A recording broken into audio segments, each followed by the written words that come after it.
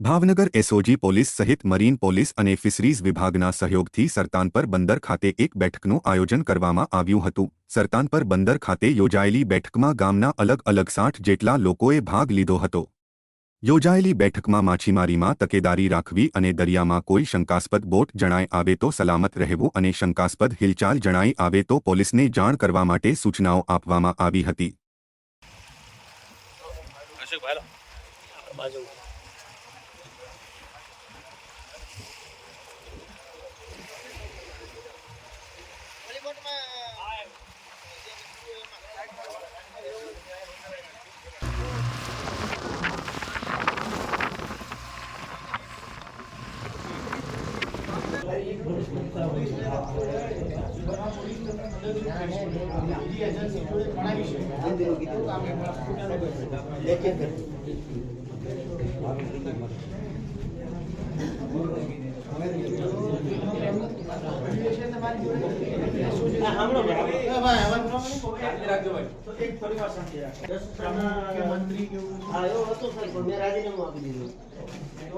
સભ્યો કેટલા એકદમ ટાઈટ હોય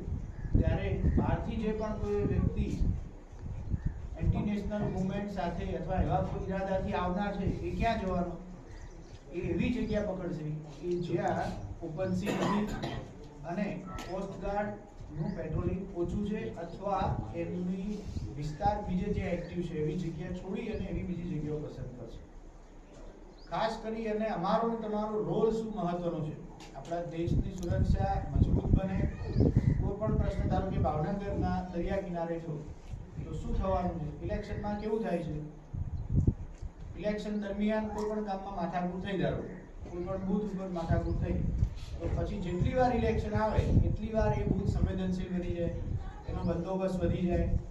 પછી કોઈ બે કાસ્ટની વચ્ચે ઝઘડા મારામારી થાય તો પછી જેવા ધાર્મિક પ્રસંગો આવે, ઈદ આવે કે રથયાત્રા આવે કે હોળી આવે કે ધૂળેટી